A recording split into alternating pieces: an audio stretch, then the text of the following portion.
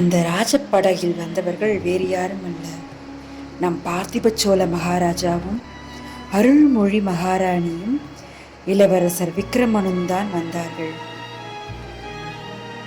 படகு கரை சேர்ந்ததும் கரையில் நின்ற வீரர்கள் அவ்வளவு பேரும் மகாராஜா வெல்க என்று எதிரொலி செய்தார்கள். படகை விட்டு இறங்கியதும் மகாராஜா பொன்னனின் குடிசை பக்கம் நோக்கினார். குடிசை வாசலில் நின்று பார்த்து கொண்டிருந்த வள்ளியின் பேரில் அவருடைய பார்வை விழுந்தது. உடனே கையினால் சமிஞை செய்து அழைத்தார். வள்ளி விரைவாக ஓடி வந்து வணங்கினாள். வள்ளி, உன்னை பொண்ணு நன்றாக பார்த்து கொள்கிறானா என்று மகாராஜா கேட்டார். வள்ளி தலையை குனிந்து கொண்டு புன்னகை செய்தாள்.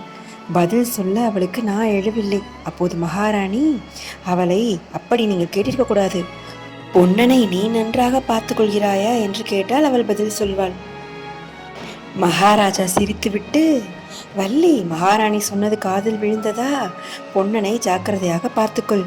அந்த அண்டை இந்த அண்டை போக விடாதே. உன்னை வெள்ளத்திலிருந்து கரை சேர்த்தது போல் இன்னும் யாரையாவது கொண்டு கரை சேர்த்து வைக்கப் போகிறான் என்றார். ஆனால் பொன்னனோ இந்த ஹாஸ்ய பேச்சை கவனித்ததாகவே தெரியவில்லை. அவன் இரு கரங்களையும் கூப்பி, மகாராஜா, ஒரு வரம் கொடுக்க வேணும். யுத்தத்துக்கு போகும்போது அடிமையையும் அழைத்து போக வேணும் என்றான். பொன்னா, உன்னுடைய மனது எனக்கு தெரியும். ஆனாலும் நீ கேட்ட வரம் கொடுக்க முடியாது. நீ இங்கேதான் இருக்க வேண்டும். போர்க்களத்திலிருந்து நான் திரும்பி வராவிட்டால் இளவரசருக்கு நீந்த கற்றுக் கொடுக்கும் பொறுப்பை உன்னுடன் ஒப்புவிக்கிறேன். தெரிகிறதா என்றார். இதை கேட்டதும் பொன்னன், வள்ளி இருவருடைய கண்களிலும் நீர் ததும்பியது. மகாராணி அருள்மொழி தேவி ஒரு பெருமூச்சு விட்டாள். அவளுடைய உள்ளத்தில் என்னென்ன சிந்தனைகள் கொந்தளித்து எழுந்தனவோ யார் கண்டது? மகாராஜாவும் பரிவாரங்களும் வெகு தூரம் போன பிறகு வள்ளி பொன்னனை பார்த்து, பார்த்தாயா, மகாராஜா என்ன சொன்னார்கள்? என்னை கேட்காமல் அந்தண்ட எந்தண்ட போகக்கூடாது தெரியுமா என்றாள். அப்படியானால் இப்போது கேட்டு விடுகிறேன் வள்ளி. இன்று மதியானம் நான் உறையூர் போக வேண்டும் என்றான் பொன்னன். உறையூரிலே என்ன என்று கேட்டாள் வள்ளி. இன்றைக்கு பெரிய விசேஷமெல்லாம் நடக்கப் போகிறது. காஞ்சியிலிருந்து கப்பம் கேட்பதற்காக தூதர்கள் வரப்போகிறார்களாம். மகாராஜா முடியாது என்று சொல்ல போகிறாராம். நான் கட்டாயம் போக வேணும் என்றான் பொன்னன்.